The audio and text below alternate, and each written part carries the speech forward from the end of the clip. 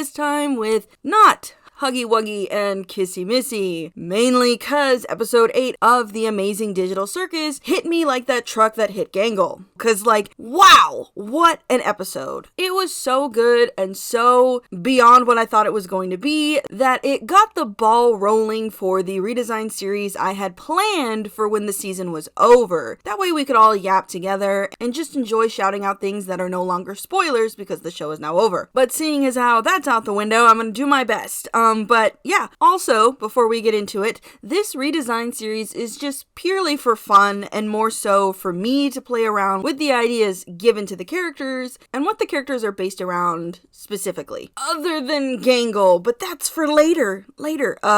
Also, I do plan to make the characters a bit more toy-like, and like, I do get the point that they're in a game-like world and the game itself is more circus-focused, but seeing as they're all types of toys, except for Gangle, I still feel this weird urge to make them more toy-like. But again, this is all just for fun. You know, I am going to like sprinkle in other aspects of their designs with fun lore stuff and just silly headcanon ideas that I've come up with or I've seen from other people, because I'll be honest, I genuinely think the designs are great as they are. They're simple yet all unique from each other, and their designs are clearly catered to them. The color palettes are also unique, even though they're all using the same rotations of colors, which kind of reminds me of how Welcome Home's color palette is used, which like, it is so fun when characters share a color palette, but it's spread out and like specific colors are used more for just one character than another. That's basically how you're supposed to do it. Looking at you, show. Anyway though, yes, I do love their designs. I think they fit within the world that they are meant to fit in. So again, this is all just for fun. So let's just get into it, as Jax is the one who won the poll. No surprise there, but that's okay. I kind of knew that in the end, but sometimes y'all surprise me. Now Jax's design is probably the third simplest of the cast, as he's just a simple purple rabbit with pink overalls, and that's about it. And thanks to that, his face is more easier to lock in on, as it's making the most of everything. Though I will say, I do wish Jax's face was a bit more rabbit-like. Not saying it needs to be like a full rabbit head, but maybe shaped more cone-like, or it could just be where like he turns to the side and we see that it is, and his 3D model is built more to be like an optical illusion on how he looks from the front. Oh, I also do kind of wish they went harder on his Toontown rubber hose vibes. I know he's actually based on Poppy the Performer, but he looks like he was pulled straight from Toontown. I mean, there's even a purple rabbit in the game, so maybe adding a nose or a more old school paint style to his face would do the trick on, you know, the rubber hose vibes. But then like, I do understand that the blank nature of his face is probably meant to be a symbolic thing on how he's not really showing who he is, as his avatar is one of the simplest forms within the cast, but I still wish there was just a bit more of something. And seeing as a lot of the characters are toys, maybe a quick tag or something like the Beanie Baby tag, just a signal toy. But this is Kane we're talking about, so yeah. Though, in the episode, he did make it seem that he based their designs on what they thought about, so maybe Jax was harder to put together than the others, since AI tends to find similarities to things and go from there, and maybe what Kane was able to find similar made Jax look very vague. Anyway though, I don't got much else to say, as I don't mind the outfit that he's in, though I do wish the pant legs were a bit bigger, and I will explain that in the redesign, so let's do that.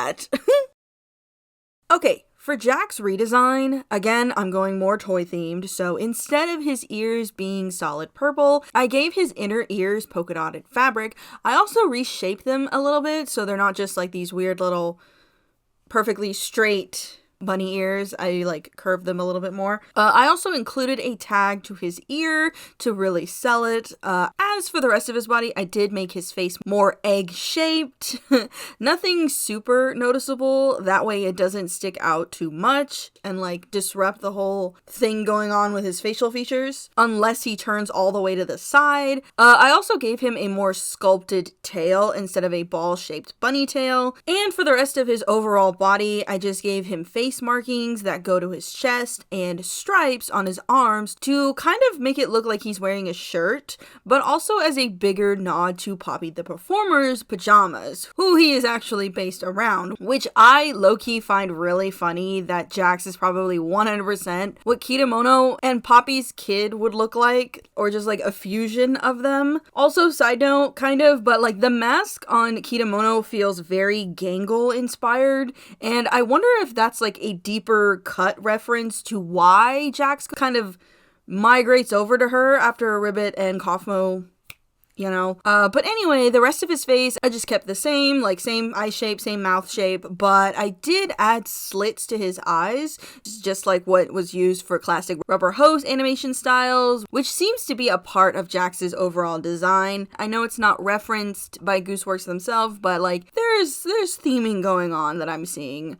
But at the same time, I also just really like this very classic style that Bill Nolan pioneered, because like the whole point of this eye style is to make you think that there's a shine to them without actually drawing it, since everything is in black and white, and since Jax's yoke body is built different, I figured why not in the end. Plus it's on both sides, so it looks kind of weird when he's like fully facing you. Oh, and I also gave him a white nose. I can't decide if it's going to be painted on or actually 3D yet due to the whole skin thing. Anyway, outfit.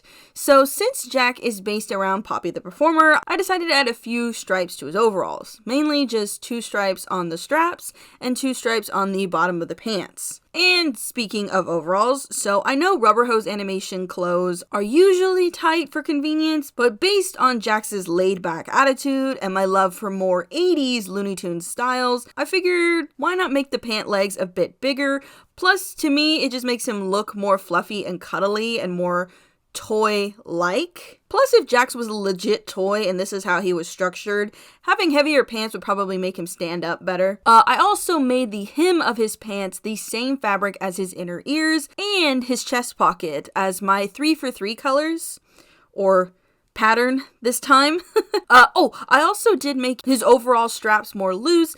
Not entirely sure why I did that, but as I was sketching him out, I kept seeing the shoulder strap fall and Jax doing the Bugs Bunny bit where it's very scandalous and slaps Ragatha for looking at him.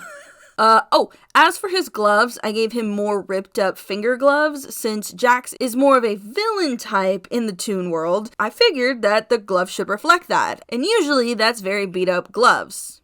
It also kind of works for like the hobo characters as well, but Jax doesn't really give Toon hobo vibes. I also made the little like dot markings on his gloves black. That way they would pop out more because I didn't realize he had them until we got like zoom ins on his hand. And I added something else to his outfit in a sense, which y'all are probably shitting your pants because yes, I did add a bow tie to him. Shocking, I know, with my negative views on the things, but I really don't know. It kind of works for him. Plus, with the added bow tie, it makes it look even more like he could be wearing a shirt. And also, nearly every bunny toy I've ever gotten, which are kind of all Easter related, had a bow tie on them, and with Jax's colors being kind of Easter themed, I figured, what's the harm?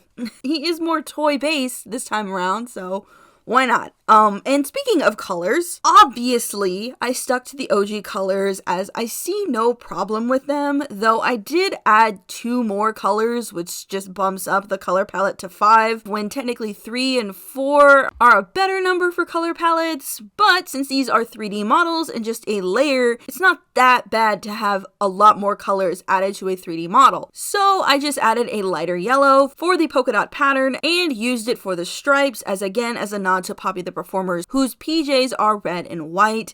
I also added a lighter purple for the face markings and fur pattern. He also has paw pads on his feet in that color as well, though the lighter color now kind of gives him a Cheshire Cat vibe due to it, which wasn't really my intention in the beginning, but now that I've done it, I really like that hidden hint that I did without meaning to. Because weirdly enough, I do feel like the Cheshire Cat does fit with Jax's overall personality and character. And that is about it. Sorry, this was super fast. There's not too much I would really change. That wouldn't be a complete reboot or something very more circus themed to fit with Kang's whole theme, which rant time, but I am super surprised most avatars brought into the game aren't circus themed, other than Pomni and Kaufmo and another player, which I have a weird theory on why that is. Cause just hear me out, cause maybe the clown characters are meant to be closer to Kane in some way, as we don't see why the other character is abstracted, but we do see that for Kaufmo, it was due to Kane messing with him and the exit door, which he also does to Pomni as well. And like, why them specifically? Pomni just arrived and he immediately tests it on her and no one else prior to her or Kaufmo. It just makes me wonder if he can tell if there's something more to them or sees them as creative types due to being performative avatars, or just thinks they're more built for his world since their avatars are closer to his world's theme. Also, I noticed that there's a lot of repeating character types. Like Jax, for example. Scratch is a toon type dog. Then there's Ribbit, who's also toon coded. And it makes me wonder if there's only supposed to be one toon in each group. Since Ribbit did abstract, there probably wasn't a need for a new toon because of Jax. And I only bring it up because when Kaufmo abstracted, who is a clown avatar, Pomni popped up in his place and was made into a jester type avatar. We also see there were abstract toys like Gangle in previous runs and more monster fantasy toys like Zooble and a more sock based toy like Ragatha. The original 7 all seem to hint to the new group that we have. And we see no other chess piece has been added, so I think Queenie, like Ribbit, wasn't supposed to be around at the same time as another same type avatar was. And it could possibly be why Kane hasn't tried to add any more people, because in episode 8 he does say he found a way to add more players, but he still keeps the amount really low and just repeating same type avatars. Also, last thing, then I'm done, I swear, I 100% believe that Pomni, Jax, Zooble, Gangle, Ragatha, and Kinger are not going to get out of the game, as Kane kind of dropped a really big ball on us by saying that he made a program that creates a body that perfectly encapsulates their mind files, which makes it seem like they're not really stuck in the game like they think they are. It feels really similar to The Hollow, which is on Netflix, by the way, I think. Where the characters after the first season have their digital avatars retain everything that was scanned and for a good while think that they're stuck in the game that they were originally in, when in reality their real bodies and selves are not. Their digital copies are just what's trapped. But we still have episode 9, so I could just be way off, so you know, just a quick theory right there. Anyway though, this was so fun. I had a good time trying to figure out what I was going to do, because I know I didn't want to go like over the top in a sense. I just wanted to tackle the little things that I felt. I'm not sure who I'm going to draw next. I may do another poll just to see what you guys think. But for now, look forward to Saturday. I don't know what I'm going to be doing. Anyway, though, we have no new members to scream at today. Boo. But we do have some super thanks to thanks. So special thank yous to 4 for 10 and Pluto's Paradox for these super thanks on my Poppy redesign video and Lucifer video. Y'all should go check those out. Y'all should go check those videos out, by the way. I hear they're really good. Onto the wall of teeth you go.